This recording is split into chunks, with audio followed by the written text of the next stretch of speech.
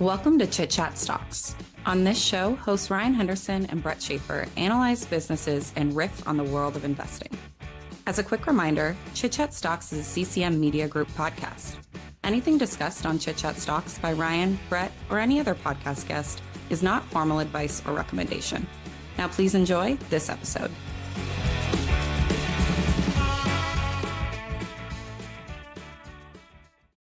Welcome to the Chit Chat Stocks podcast, a podcast to help you find your next great investment. My name is Brett Schaefer, and I'm joined, as always, by Ryan Henderson. Today, we are pre-recording our first Ask Us Anything podcast in place of this week's Power Hour. We are not doing this live. We are pre-recording it, so we're not going to have any live questions asked from the audience. The questions for this episode are not generally about just stocks we follow, but mainly longer-term themes, philosophy, broad market themes, and even a bit on our personal lives and daily work habits. We asked people to give us questions over on our newsletter Substack chat, and we got some fun ones. We're going to go through what I think are most pertinent to maybe some ones at the end that we might not get to, including who is going to win the English Premier League. I thought that was a fun joke one that someone put in there. We might answer that or not. But for anyone who wants to ask questions on future shows, you should sign up for our newsletter on Substack. The link is going to be in the show notes. And before we begin, I haven't mentioned this in a while. If you are a new listener or if you are a long-time listener, and you haven't given us a 5-star review on either Apple Podcast or Spotify, that is the easiest way to support the episode. We keep these podcasts completely free. They're advertising supported. And if you can give us a 5-star review, that is the number one way to give back. We're going to get into the first question, but I'll let Ryan do any introduction. Ryan, are you ready for our first Ask Us Anything? Yes, I am. There were some really good questions in here and some that I think are very relevant to the markets we're in today. And I'm excited to get started with this first one because it feels like we've been all over the place on AI. And I do think by the time this comes out, we will have had our interview with Rahar Jark, which I thought was an exceptional interview, and everyone should go give it a listen. But I have some changed thoughts on the AI space. So with that, why don't we go ahead and get started? Yeah, and I guess we do a little bit of Ask Us Anything during the weekly power hours, but these ones are a little bit, I wouldn't say easier to answer, but we can prepare more since we get the questions in advance. I can write down some notes, Ryan can write down some notes. The first question, and it's one that a lot of people wanted to talk about, here it goes. What do you guys think an unwind or blow up of the AI trade would look like? Which company blows up first? And what would be some leading indicators of a blow up? I think I can go first with some notes. Maybe Ryan can interject. I guess I have a little bit of notes here. Right now, I think enough people believe, or that everyone else believes that a few $1 trillion in AI infrastructure spending is going to have positive ROI. Everyone thinks, all right, it's a classic, the music is playing, you got a dance situation.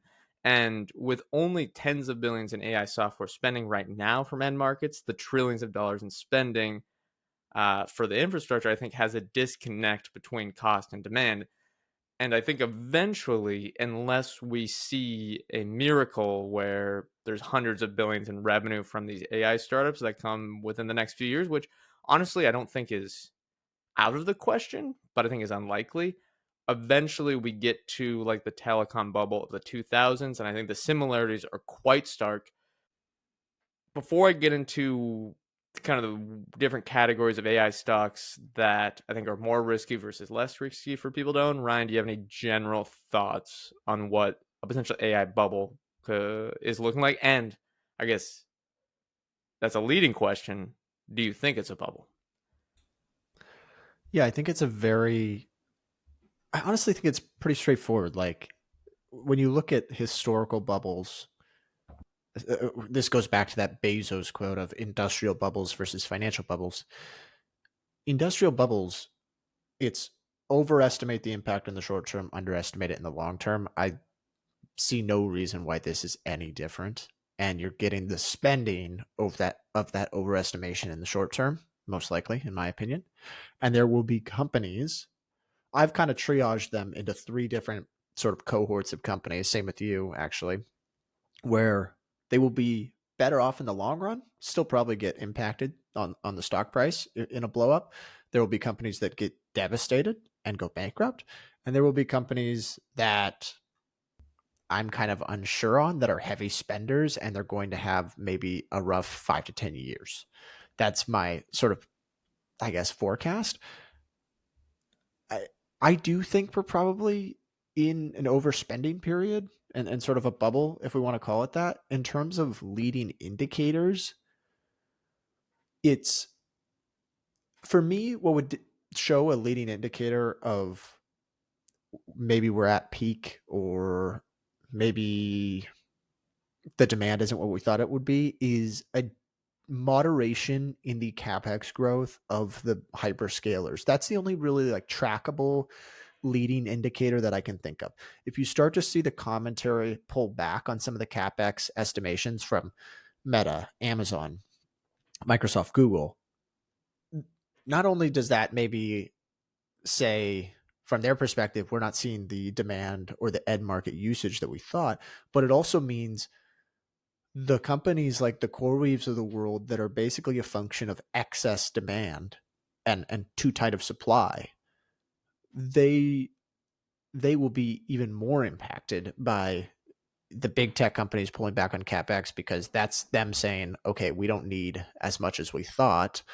We have more supply than we think. So that to me is probably the thing I track the most. I do it literally every quarter. I look at basically the capex of the four combined companies being Meta, Microsoft, Amazon, Google. Yeah, I had a tough time, and I think it's a really hard question because if you know exactly what the leading indicator is going to be, you could have a very good time shorting these companies. I think it could come up in a few different areas. Ryan could be right on that capital expenditures area. I also think it could be, or at least has to be at least focused a little bit on OpenAI and its planned $1 trillion in infrastructure spending. You know, if it does not hit its revenue targets, if we do not if it isn't growing like they project it's going to grow in like 10x revenue and all that good stuff, you know, that's going to lead to lower demand from and go through the largest market caps in the world. And we can just see that this is the entire stock market today or close to it. NVIDIA, AMD, Broadcom, Qualcomm, TSMC, ASML are all going to see lower demand, and that's going to reflect in their stock prices, and that's going to lead to lower spending, as Ryan mentioned, at the infrastructure players, Amazon, Microsoft, Google Cloud. And eventually, again, we're going to talk about what happened in the telecom bubble. People realized that they built up enough supply for too many years. I mean, it might not be as large as the telecom boom, where they built like 15 years of supply for internet growth instead of two, what they thought. And it did grow into that. It was just slower than they believed at the time, or what the projections were saying.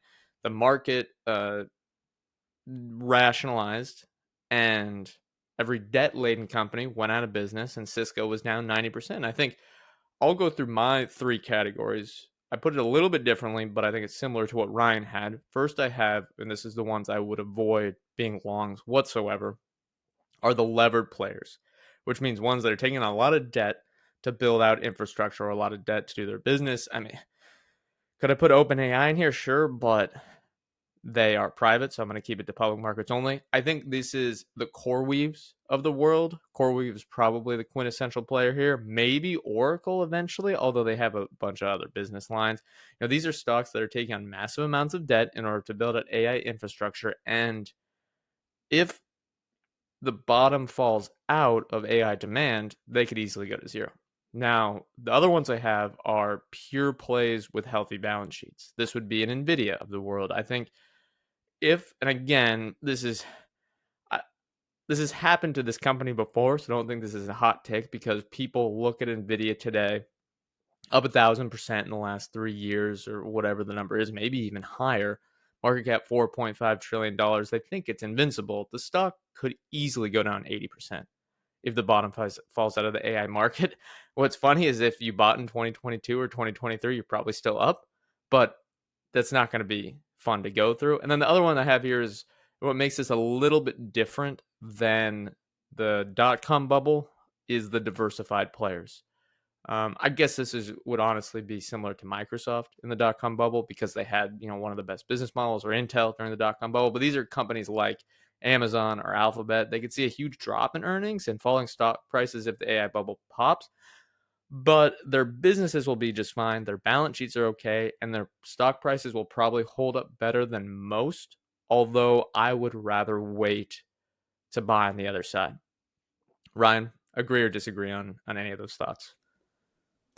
Yeah, I agree. I'll go really quickly through mine. The three categories for me. Basically, I think this would look, if there was sort of a AI blow up, so to speak, I think it would look a lot like the dot-com bubble. I actually think you can draw a lot of .com/telecom bubble, and I think you can draw a lot of similarities there. So my three categories of companies are: number one, the bullshitters.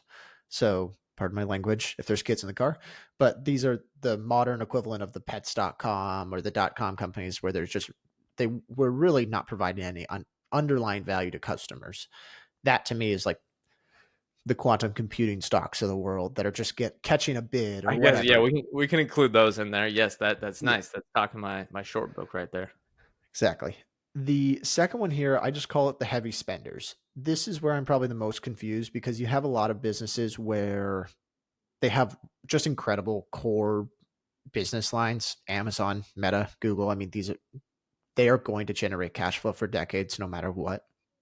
So they afford themselves the ability to overspend and maybe make mistakes, and maybe it hurts margins over the next 5 years or so as they depreciate these data centers or they sell off assets, stuff like that. But in the long run, they're still going to be fine businesses. You'll just get a worse return. There's also in that segment of the heavy spenders, there are companies like CoreWeave's, and we use CoreWeave as sort of the poster child here because they're renting GPUs and their entire business model is a byproduct of excess demand, which is frail in my opinion. That seems like a frail business model. There are other companies like CoreWeave that do something similar. Those companies I think are going to basically be screwed, but they're also heavy spenders. And then the third one here for me is legitimate businesses. So you mentioned Nvidia. The other examples would be companies like Amphenol, companies like Comfort Systems. Those are basically like suppliers to the data center space that are seeing a huge boom in their financials because customers demand their services, and they're going to have more cash on the balance sheet. They can reinvest. They're going to be better off in the long run because this happened, but in the short run, they could still get crushed. I think of these as like the Amazons of the .com bubble. Nvidia sort of being the Amazon, I think, in this case, where in the long run, this did help them. This will have helped them if we look out 30 years from now. We look back, you're going to say, oh, okay, that was a defining moment for them where they came into relevance and were better off because of it. But at the same time, you could easily see the multiple compress. You could easily see more than 50% drawdowns.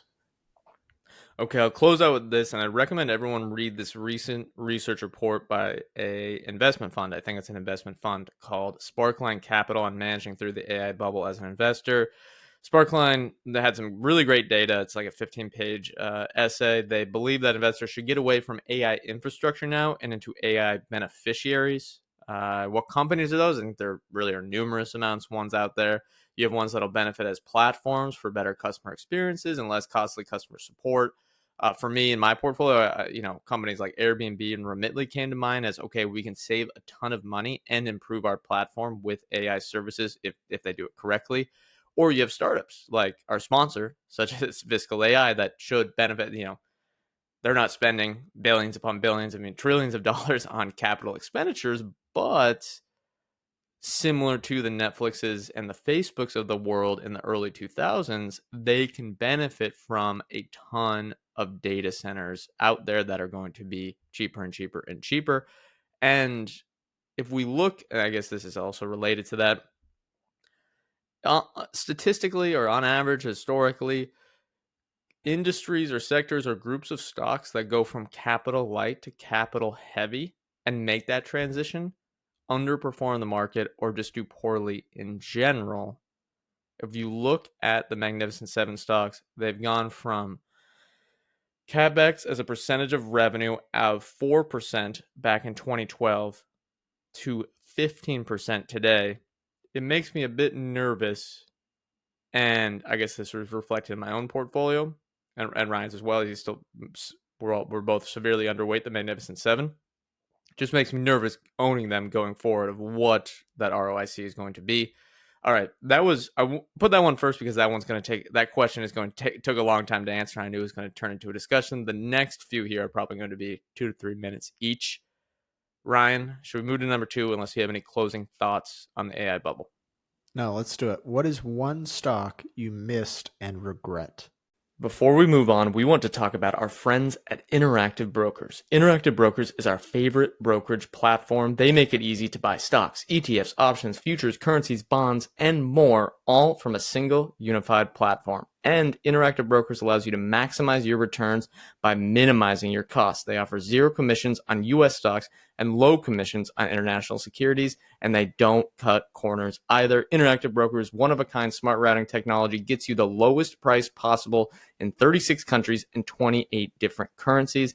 Interactive Brokers is our home for stock trading, and we wouldn't go anywhere else. If you're getting serious about investing, it's time to upgrade to a broker you can trust. Head on over to ibkr.com. Restrictions apply. Interactive Brokers is a member of SIPC. All right, I cheated here and put two different categories. I'll go quickly. First, American Express. This one I was pounding the table on in late October of 2023. Stock was at $150 or below. I believe PE was at like 13. We were winding down. If anyone doesn't know, we had a small investment fund. We were winding down our investment fund. We took a couple months to get our money back into our personal portfolios that we had, all of our invested assets in the fund. I didn't buy. Today, we're at $362 a share for plus dividends for American Express compared to $150 in October of 2023. And I missed a great opportunity to hop on a never sell train. The second one I will mention is Rocket Lab. I was fairly bullish on the company under $5 a share. You can listen to our podcasts or interviews with Simon Erickson to document this. Thought it was a decent risk reward and a promising growth stock that they executed quite well in the spaceflight market, but they're still highly unprofitable. And it's spaceflight. It's very difficult to try to build the second coming of SpaceX. I think I had a psychological block of not wanting to make tiny 1 to 2% positions in highly speculative names. If I thought the price was right, I wanted, 10 to 15 rock solid companies with wide moats, and that's it. Well, today, I don't know if you follow Rocket Lab, Brian, and you're surprised by this. The stock is at $66 a share. Is it vastly overpriced today? Probably, almost definitely. But it could have been a perfect rule breaker stock for my portfolio, and I regret missing it. Okay, for me, the two would be, and obviously stocks that I regret and that I missed. My mind automatically goes to the companies that are up like 50x or 100x, like Carvana at the bottom, you could say.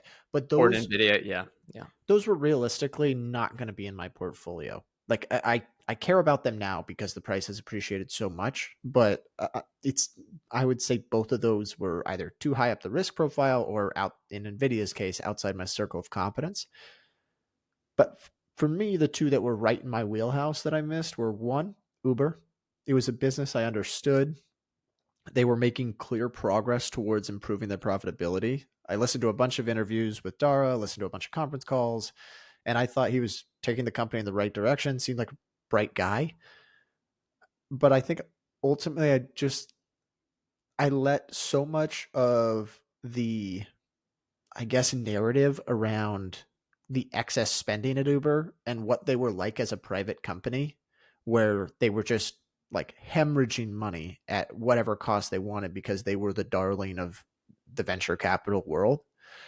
I think I let that scare me out of this and think, oh, that culture is not just going to go away because they got a new CEO. But we've seen it. I mean, they have really, truly improved the P&L. The second one here, and the one that always, these are the ones that bother me the most, because people come on as podcast guests and pitch these ideas. They serve them to us on a platter. And this is Interactive Brokers. So I do own them now, but on January 12th of 2023, Luis Sanchez, who I highly recommend checking out LVS Advisory. He does fantastic work. He came on the podcast and pitched Interactive Brokers. The stock is up 259% since. It's been less than 3 years. And I understood the business. The writing was on the wall for them to see a revenue inflection because they were going to be a beneficiary of interest rates. And it was also at like trough trading commissions, because it's hard to remember this. It feels weird to say this, but beginning of 2023 The world was was ending. yeah, this was like the bottom, and people were soured on the markets.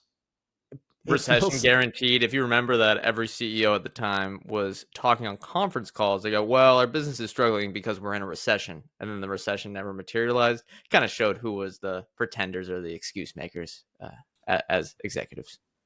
Yeah.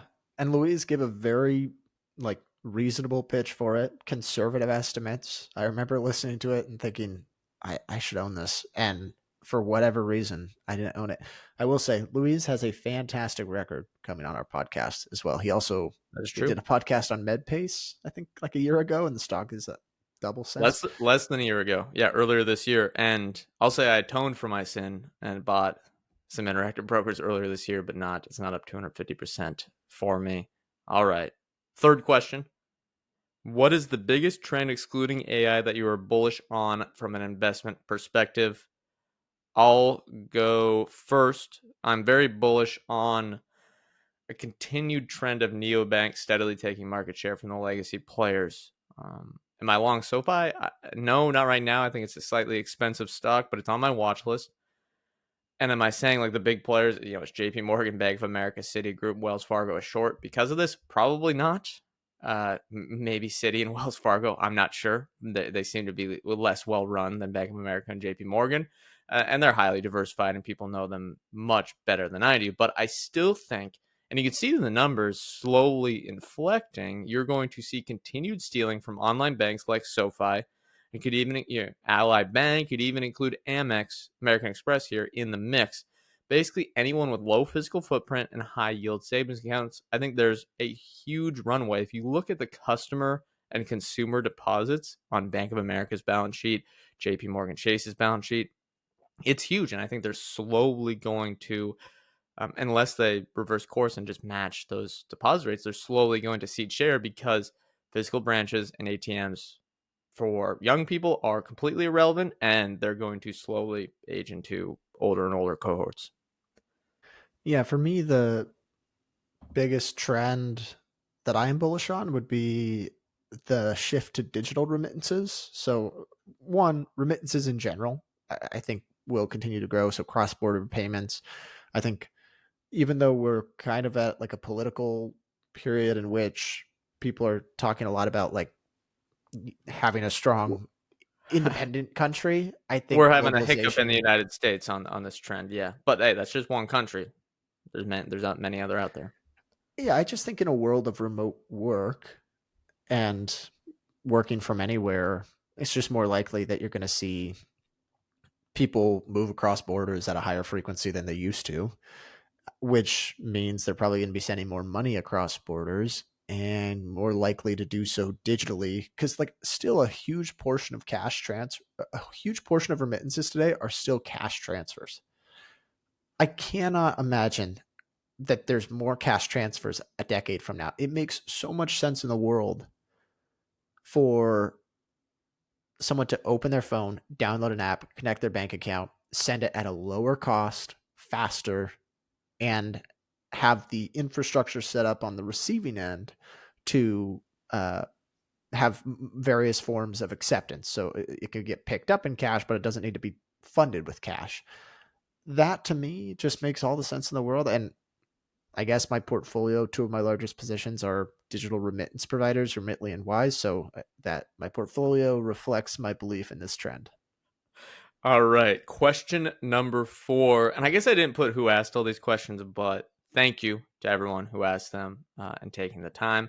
Question number 4: what stocks do you think the market has bafflingly wrong? Can't speak. One bullish, one bearish that you don't understand. So this is one where, if you're long, you think the market doesn't understand what's going on, but you know what the short thesis is. For instance, you just mentioned Remitly. I know what those people are saying are headwinds and why they're not bullish on the stock, why I think it's undervalued. And I just disagree with them. But one where I just don't understand it, or one where I don't understand it the opposite direction, where I might be short. I think there are a lot of stocks out there that the market is way too bullish on the moment, and I don't really understand why. And you can just look at my, again, short book that is about 10% of my overall portfolio. These are Apple, Tesla, Palantir, the quantum players, eVTOL stocks. Do you know what eVTOL is, Ryan? Electric vertical takeoff. Yeah, yeah. They're going to revolutionize travel, and they're all trading at a $15 billion market cap with zero revenue. There's nuclear companies. That might be the most egregious of all. They kind of compete for it. You name it. Those ones, I just think there's a lot of ridiculousness out there, and those are just trading on names and not trading on fundamentals. On the long side, though, and this is one I think the stock is undervalued, and I can't really figure out why, is Airbnb. I do not get the hate for a company. They're trading at a reasonable earnings multiple, buying back stock. They have a clear margin expansion potential and a clear path to steadily grow revenue through geographical diversification. I'm surprised it is not trading at 40 or 50 times earnings. And that's why it's one of my largest positions. Yeah, Airbnb, I agree with you. It seems like people just have a bad Airbnb experience as a customer, and then they're like, I don't believe in the stock from here. Yeah, it's And true. it's just not really the way. I mean, they are seeing increasing bookings, so I see that continuing. On the long side for me, I probably would have said Google if you asked me 6 months ago, because people hated them or thought they were going to get crushed by AI, and I don't know, I just disagreed. How are you feeling about the Anthropic deal? Got to be nice as a shareholder. I didn't see this. They have a deal for Anthropic spending. Probably talk about it on the Power Hour, which we're going to record tomorrow. That'll actually come out before this episode is released. But they are doing a deal worth tens of billions of dollars over multiple years with Google Cloud to, I don't know if it's secure or utilize 1 million TPUs, tensor processing units, for training and inference. So that's not bad for Google Cloud that's doing about 50 billion in ARR. Could be a nice little growth driver. Yeah, I mean, there's so many. It's like you think about that, and it's probably not even going to move the needle for them. Maybe in revenue, it's almost not a rounding area, not a rounding Overall, error, but yes, but for the cloud, it'll be relevant. they are just, yeah, they're in a perfect spot for AI, and they were in a perfect spot 6 months ago. Their just latest iteration of the model was a little better than the earlier versions, Gemini, and all of a sudden the narrative changed. I wrote down Philip Morris here on the long side, that I'm more bullish than other people, but I don't know if that the valuation's changed a lot. It's like doubled over the last couple of years. So Hey, stocks below 150 again. yeah, this is one. I'll talk briefly about Philip Morris, because for decades, I think for decades, they've had volume declines. They've been fighting volume declines. They're finally at an inflection point where I think pretty much every year from here on out, for the foreseeable future, they're going to have volumes grow. And they still have all the positive characteristics of the tobacco business in terms of pricing power, competitive advantage, scale, the hard to market for competitors. These are huge advantages, and it's very profitable to build these things. When you think about like a Zyn pouch, it's a very cost 5 cents to make, sell it for $1 type of thing. I think they have all those advantages, and they're actually going to have volume declines as well, or volume increases as well. So I suspect a double digit earnings growth is reasonable from here. The other We one, Let me add in on Philip Morris International. This is a late entry to the AMA that relates to Philip Morris International. What level of, let's say, EV to EBIT do you think Philip Morris International becomes attractive again? Now, you're not allowed to look it up beforehand, but I'm going to look at what they're trading at now. And if it's below that, then maybe you have to buy. Yeah, I should know what they trade at. I would say EV to, and you're talking trailing Right, EV, right? trailing, sure, yeah. Below 14 times, I would probably buy Okay, I more. think It's already a big we're position for me. then you would add more. I think we're not there yet. I want to say, given what the stock is trading at today, we're at about 16 because I remember it being at 17 yesterday. All right, I clicked the wrong button. But it's loading. You keep talking. Well, go to your ones that you don't understand.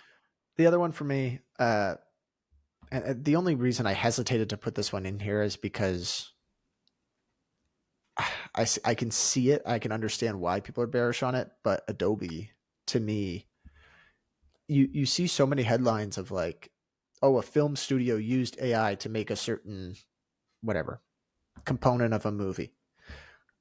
Every single case with those, it's like that was the idea genesis, or that was the genesis for the whatever. They built something using AI video technology, and then they edit it in Adobe's products.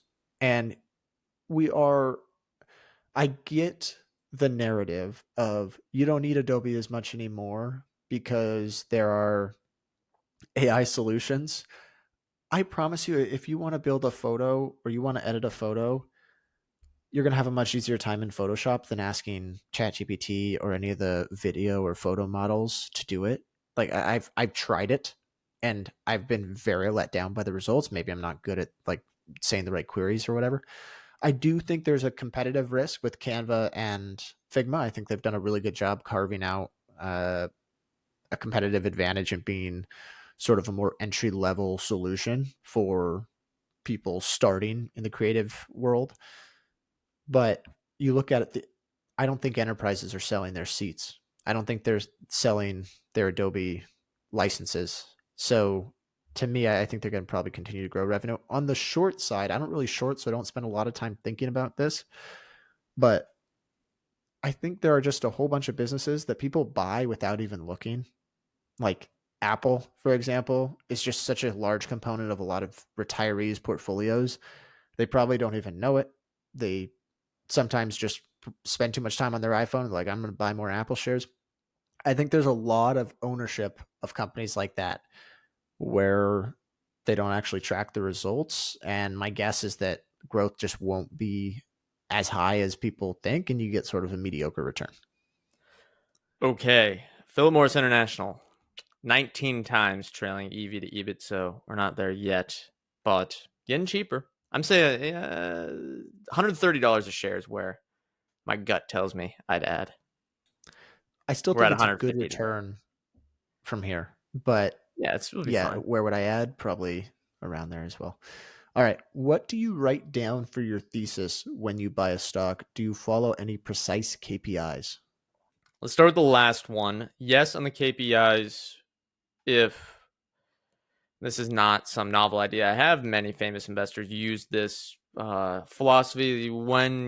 After you own a stock, there's generally about 2 to 4 KPIs or numbers you want to look at each quarter to track your thesis. For example, if we look at Airbnb, I want to track total supply on the market, I want to track nights and experiences booked, and I want to track total gross booking value through their platform. If those numbers look good, I think everything else will take care of itself unless management decides to just waste money, which they might tend to do.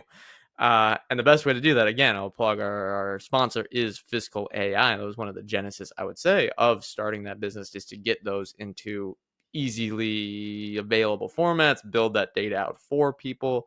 And there's almost every company I have, unless it's maybe a deep value net, there are KPIs I'm tracking quarter after quarter that is going to say, all right, well, is this looking good? Okay, then I'm just going to keep holding regardless of valuation. Are they looking bad? All right, maybe the business is not forming how I thought. But if I'm making a thesis or writing down my thesis, Usually I try to put down at least a couple of short paragraphs. I want to answer 3 different questions. 1, do I trust management? 2, does the business have a wide or emerging moat? And then an addendum there, will it get wider over the next 5 years? So moat analysis. And then 3rd, is the stock cheap? They're fairly open-ended, but those are the 3 questions I want to answer to put something in my portfolio.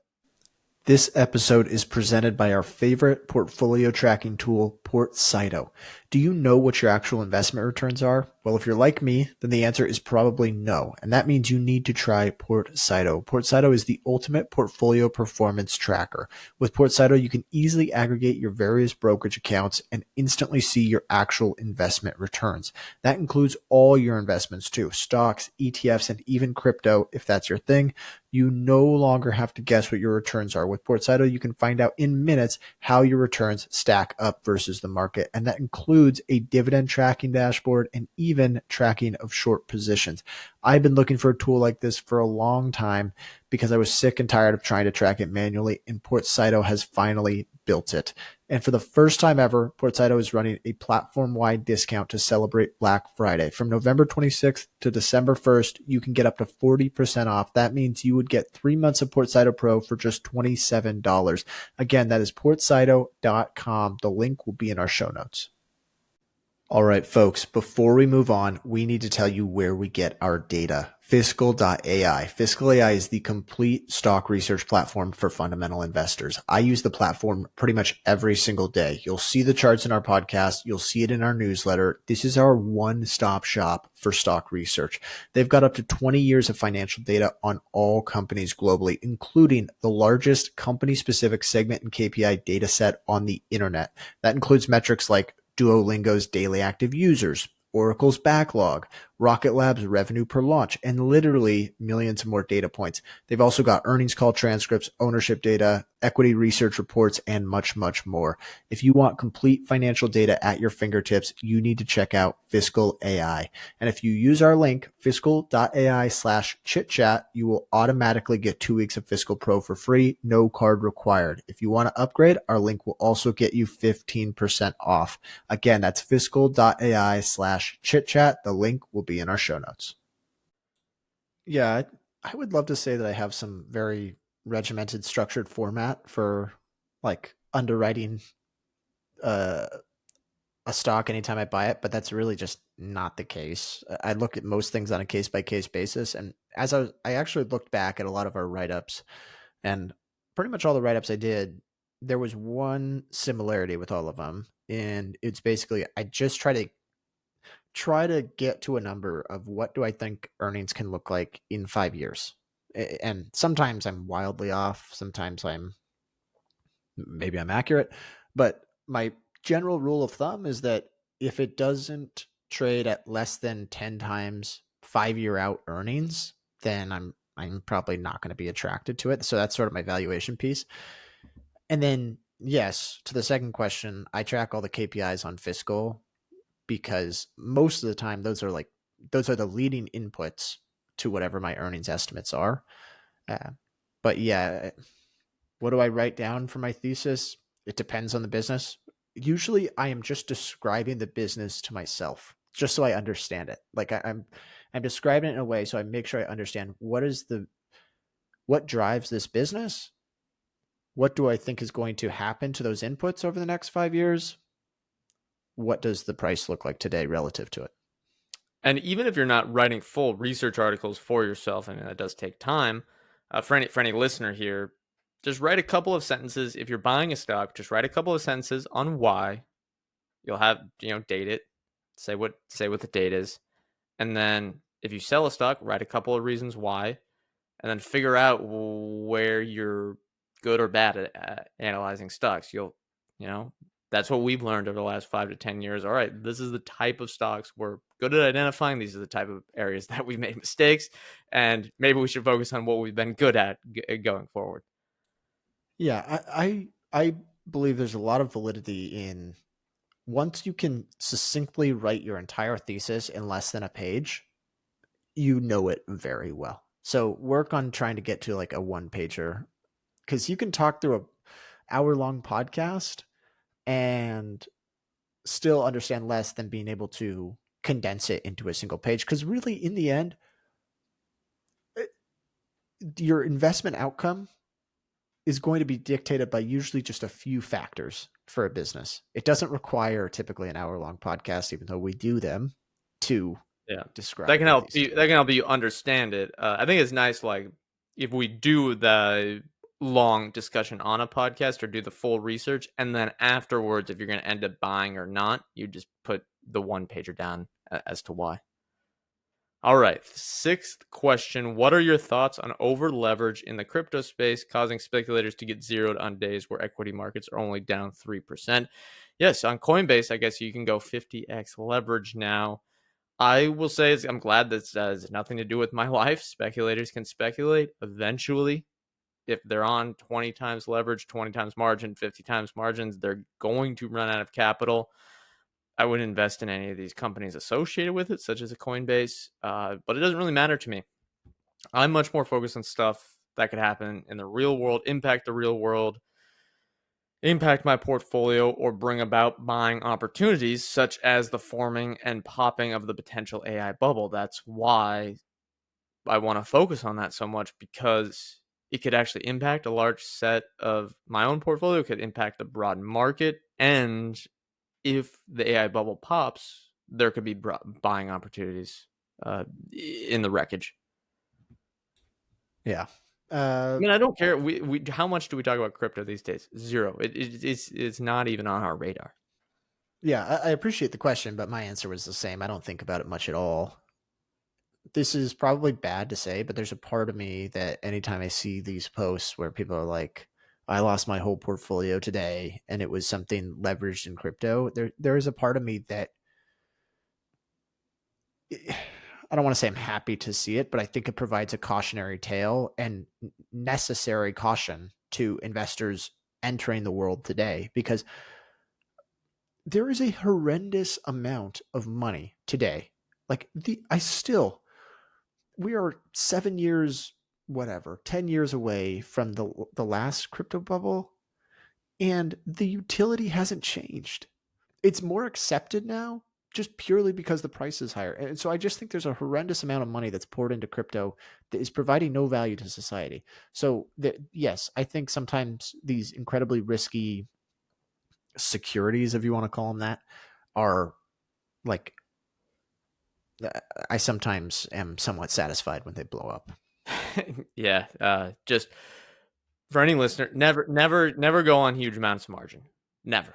Probably don't go on any, but you just please do not go 20 times margin if a broker unethically lets you do that. Okay. Seventh question. This one, I guess, is focused on me, but maybe Ryan can give some perspective as a non-shareholder. I wanted to talk about this one because the stock is down a lot. Someone asked updated thoughts on Portillo's. I still hold. Stock remains cheap. I think the market cap is $400 million. And yes, they have some debt, but $400 million versus $100 million in operating income. Very, very cheap. I worry about a take under a bit. They have a good management team, and I think an improving management team with the board of directors in there that have changed. You have Chipotle people, Domino's people, and they have a good brand. And I think they have a good set of activists in the mix to help them stay focused on creating value for shareholders. Restaurant stocks can't catch a bid whatsoever, and I'm not really worried about it. They have good cash flow. Balance sheet can be cleaned up if they want to with leaseback deals. And did you know, Ryan, they are now trading below book value? It is officially a net. I would listen to our interview with Value Investing DGen. We did about 30 minutes specifically on Portillo's. I think that kind of sums up where I'm at with the stock. I'm not adding to my position. I'm going to keep letting it ride, and I reserve the right to sell if the business keeps deteriorating. But the way I look at it is I have 10 to 15 stocks in my portfolio. A couple are going to be losers. That's fine. I'm just going to hold on to the ones that, with their emerging competitive advantages, turn into huge winners over the long term. Yeah, nothing for me there. I don't own Portillo's, although I do think it's a really compelling setup. I don't know what's holding me back at the moment, but I could see this being I much. toss in a little bit. Yeah, look at your least favorite. Make it a small position. Okay, what percentage of time each day is spent working at, and this is a question about our personal lives, our day job, researching stocks for work, managing the podcast / newsletter, researching stocks for your own portfolio? Maybe I'll go first here. For those that don't know, I work at Fiscal.ai, one of our sponsors. That is my day job. I spend the majority of my day working for Fiscal.ai. And by majority, I'd probably say around 8 hours a day. Ryan is on the 9 to 5 grind. Yeah, roughly. I mean, it's usually not that structured, but the the great thing for me is that the work overlaps. And I think this is the same for you, where a lot of the work I'm doing for Fiscal AI is looking at the platform, trying to find unique data points to share to get the word out there about the data that we've got on the website. Um, and I'm looking through earnings reports. I'm looking through conference calls. All of that feeds into my podcast research as well, and even my maintenance coverage for the stocks I own. Managing the podcast is probably like 1 to 2 hours a day, but it's kind of dependent on the day because we have certain release dates and stuff like that. And then I usually, in terms of like researching stocks, I would say I spend about 30 minutes to an hour each night just reading through newsletters, maybe conference calls, anything that I am interested by. And then probably most of my time is spent on the weekends, Saturday, Sunday mornings. Any deep dive work I do is typically weekends. Okay, let me go to mine. I guess I can go through like the structure of the day, but I don't think people actually care about that. They don't want to know our morning routines, right, Ryan? Let's see. I write for the Motley Fool for my other job, which pays a lot of the personal bills. 2 to 3 hours of writing at the Motley Fool each day. I'd say 3 to 4 hours of either stock research, financial media, reading, business research that overlaps for all sorts of things like the Motley Fool, because I do stock analysis articles for them. So that overlaps for the day job, overlaps for the personal portfolio, of course, and overlaps with the podcast. They all intermingle. And that was really the genesis of our podcast. Is we said, well, we're researching these stocks. We don't see many good at the time stock research podcasts out there. Well, let's just do it ourselves. And I'd say I'd probably spend about uh, again, it relates to the reading of stocks and the researching of stocks. So I'd say I probably spend about 2 hours a day of work on the podcast, which can vary. Again, there's like the deep dive research, all that good stuff. And then there's maybe some busy work for the podcast that averages about 30 minutes each day, but we've gotten very efficient with that over time. This is show notes, editing, publishing, social media work. That's about it.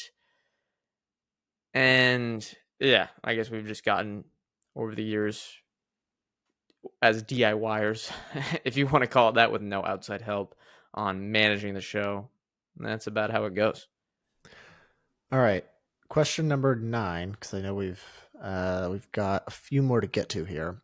What is the vision with Nelnet? I'll let you go first here. All right. Well, they're the future Berkshire Hathaway, right?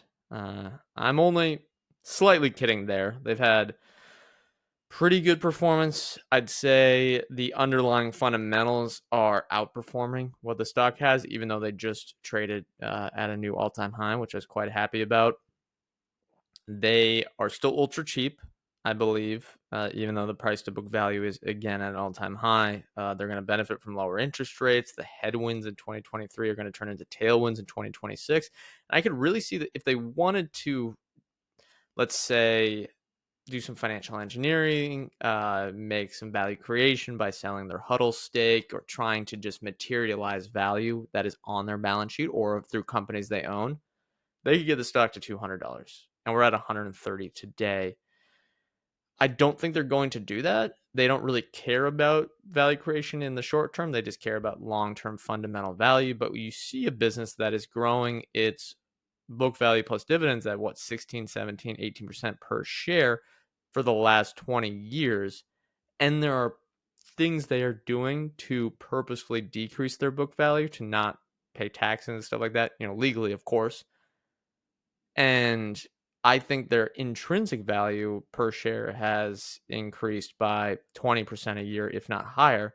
and I'd like to stay on that train for the long term. And the vision with Nelnet is I never sell and then pass it. I just keep it in my family and pass it on for generations. That would be the long-term goal. It's around after I pass away. Yeah, that's the beauty of a position with Nelnet is there's less volatility and you really do trust management. I really do trust management, and they've got a great track record. I think in the long run, you probably get, let's say the S&P 500 does 10% a year over the next 30.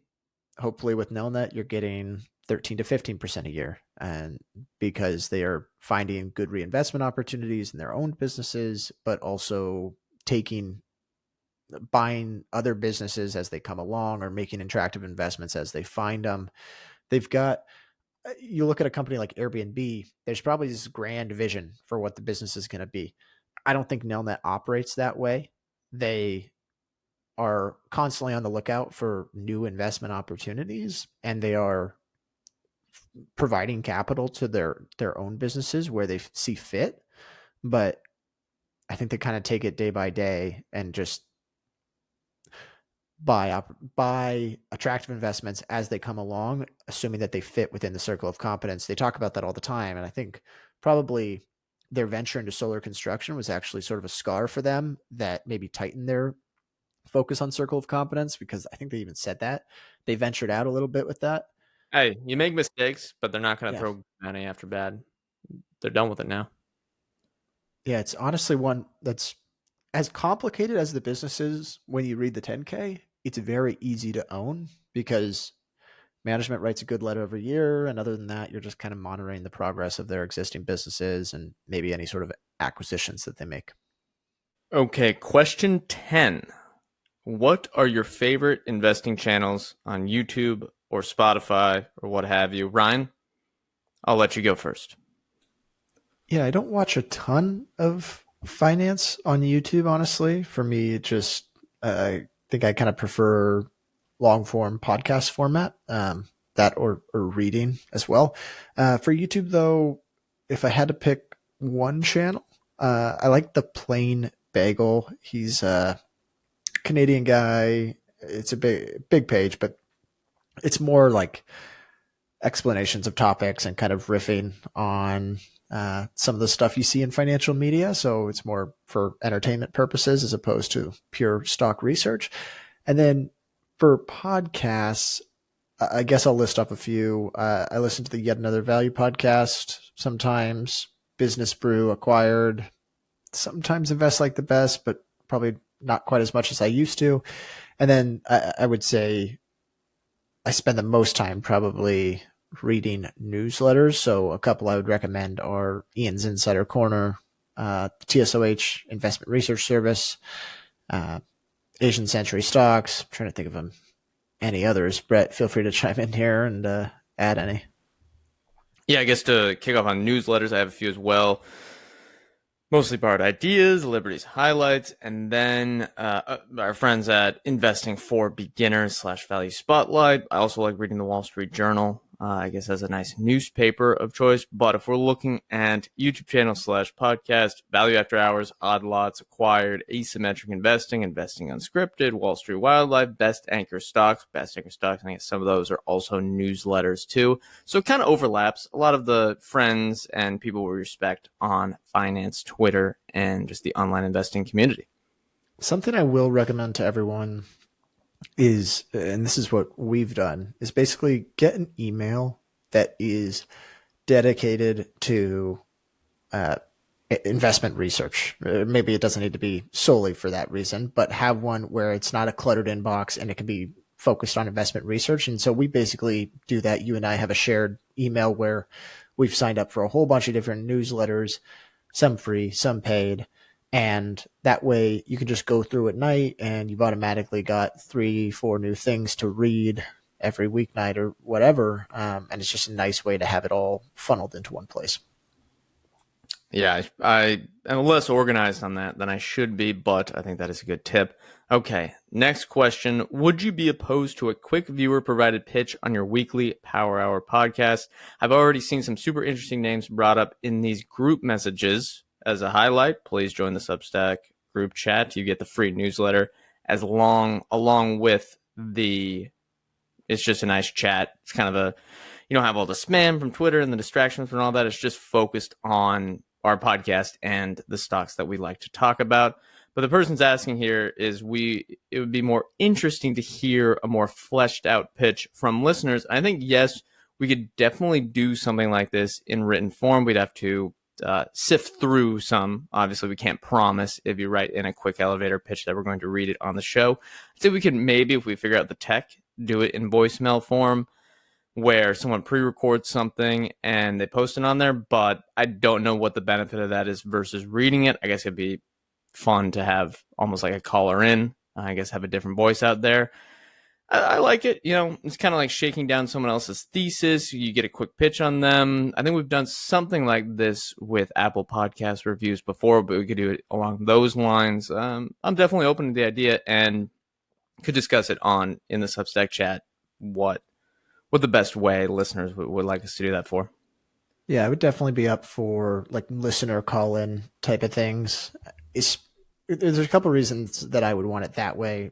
For starters, a call-in, we can listen before, and that way Brett and I can prepare some actual thoughts and do some research on the company to kind of follow on top of whatever the voicemail says. That way we're actually prepared, as opposed to just saying, oh yeah, maybe that's a good idea, and then basically having no content for it. However, if you're envisioning us like having people on the podcast, there are complications recording wise that we probably wouldn't do that format unless we were. Yeah, we're not having to come on live. Yeah, sorry guys. But call-ins or written pitches, I would definitely be up for. All right. Next one. Do you vibes invest? I'll give a short answer here. I'd say sometimes. I'd say only if you believe your anecdotes can be meaningful. It's something that maybe you're looking at that could go mainstream or something like that. It's not like I'm going to look at, I don't know, women's apparel and think I have some sort of great take there. But for nicotine pouches and Zyn, when we invested in that company 3 or 4 years ago, I thought I could have some meaningful anecdotes there. And a lot of the thesis was, look, I just have a feeling that these are going to take off in the United States. Yeah, I agree. It's not, you don't ever want to buy purely based on vibe, but I think vibes can be a great leading indicator. We used to have a segment around this basically called anecdotal evidence. I kind of think of that as similar to vibes investing, where you're seeing stuff in the real world and it's potentially helping lead you to investment decisions. It kind of reminds me of when we first started the podcast, we had Jason Moser on, and he was like our first big guest, and he said something that actually today still sticks with me, but he just said, investing is just really about understanding the world around you. And I think it sounds so simple, but you can make a lot of money just doing exactly that, being perceptive to what's around you. What are people spending money on, spending time on? It can be misleading at times. I think, especially in the apparel space, we talk about that often, where it's like, oh, everyone's going to Lululemon, or, oh, no one's going to Lululemon anymore. Yeah, you see like 200 people a day. There's 300 something million people in this country. So you're not the entire market. Or like, oh, I went to Chipotle and it was packed. It's like, well, that doesn't mean anything. There's quite a few stores. But yes, I think it can be a helpful indicator, especially if you just pay attention to your own habits. I think Zyn was an example where we were successful with that. For me, a recent example where it was kind of vibes based was Google, where it felt like everyone was talking about AI was sort of killing search. And I just kind of sat down and thought, basically, I am spending probably 6 hours a day or more on Google assets in some capacity, whether that's Google Drive, YouTube, Docs, Google Search. I'm spending a lot of time on there. So that was kind of more started as an anecdotal evidence, but then you kind of verify with the numbers as well. Yep. Take the anecdote, back it up with the data. Those can be some good investing opportunities. Okay. 14. How did we meet? Ryan, do you want to Who wants to take this one? Sure, I can start. Brett and I met in college. We were both kickers for the Washington State University football team, and R.I.P. the Pac-12. yes, but way back when. And if you have ever watched a practice, you'll see there's a group of people that are on the side that don't really seem to be doing a whole lot, maybe stretching or swinging their legs. That would be the special teams unit. So Brett and I had plenty of time, plenty of free time, and we started talking about investing, and I guess it kind of went from there. Is that a fair description? I'd say so. Yeah. It was during the height of one of the first crypto bubbles, 2017, and there was a lot of talk in the locker room about that, and I think it inspired actually learning more about this stuff. I guess I had opened a brokerage account slightly before that, but I think it might have inspired you to start getting into it, and we opened brokerage accounts, started investing, and realized, hey, there aren't that many podcasts out there. We're listening to Motley Fool Money, maybe a couple of others. I think at the time, Invest Like the Best, Masters in Business, trying to learn more from that. But we thought, hey, there could be someone with some young guys trying to learn from themselves, and it just progressed from there. Started out very badly. We actually don't have. I actually wonder what the first one in the historical archive is. Probably 2020, where before that we just decided to delete all of them. But they were recorded and put out there, and we just steadily marched on to where we are today. Yeah, those first few episodes were rough, and if you're thinking maybe I'll go back and listen to them, we have deleted them, so you will. Yeah, sorry, you're not allowed to. No, yeah. The other part of it is we wanted it to be. I think we really wanted it to be like funny in the early days, and then we kind of realized. I mean, maybe we're kind of funny to a certain niche, but I think we realized that like finance just isn't that funny of a topic in general. It can be. I think it can be. We found a good balance, but it can't be the entire thing. I mean, I think there's some hilarious things out there, but more just for the finance nerds. Yeah, you missed question 12 here, Brett. Do we want to go back to this one? Oh, what are your longer-term professional goals? You want to kick things off? Yeah, so I'd say mine would be generally doing the podcast and newsletter full time, becoming financially independent. From that, I guess I like working at the Motley Fool, or not working there, writing there as a contractor. But to be honest, I'd like to do the podcast and newsletter full time, turn it into a small business or a full-time small business, and start making investments myself. Maybe by getting into a different small business one day. I don't know, but for the time being, I mean, a lot of people talk about that type of stuff and never actually do it. But for the time being, the core professional goal is to keep building the podcast and the newsletter. Yeah, for me, I love doing the podcast. I work at Fiscal.ai, one of our sponsors. And I enjoy that work as well. And I think Fiscal.ai I think it's doing something pretty unique in the financial data space, and I want to continue to be a part of that. So I don't really have any inclination to stop doing that anytime soon, but it would be nice to continue to grow the podcast. And I would say more so than just the financial benefits of growing the podcast, I think there is really some value to building community around it, where some of the best investment opportunities that I have ever been a part of or been pitched have been on the podcast. We invite really smart guests, and we get access to intelligent guests because we have the podcast. So it's a great idea funnel for us. And then we also get tons of great feedback. We've met plenty of people through the podcast. We've met listeners in different cities, and it's kind of fun to build community around it. So I guess just continuing to grow both of those, and then maybe one day some sort of a small business. I know Brett and I kicked around the idea of a driving range one day. But we got to look at whether it's actually a good business or not. But that would be a fun one, and there's some other fun ones out there that I think could be interesting to own. But for the time being, we got to make the podcast and newsletter sustainable first. Not that it's not profitable, but more full-time incomes. Okay. Last question, and I'm not going to be able to answer this one seriously, since I don't really watch, but someone asked, and Ryan does watch, so maybe he can answer better, who is going to win the Premier League this season?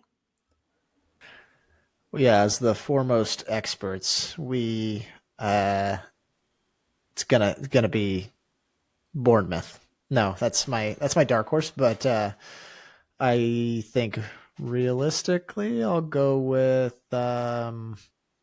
Arsenal. Okay. I'm going to go with Leeds United because that's some people associated with that team, but I think that's also another dark horse. Okay. Well, this has been a fun AMA. Thank you, everyone, for listening. We're going to get back to the regularly scheduled Power Hours, Stock Research Reports episode, interviews. We have had a lot of fun interviews lately, and I think we're going to keep trying to do those, covering some super investors. After this one, we're going to have Chris Hone. Not on the podcast, unfortunately, but we're going to be studying why he has been so successful as an investor and just tons of other fun, good stuff. So let's we got to close things out with the disclosure. We are not financial advisors. Anything we say on the show is not formal advice or recommendation. Ryan, I, or any podcast guests may hold securities discussed in this podcast, may have held them in the past, and may buy, sell, or hold them in the future. Thank you, everyone, once again, and we'll see you next time.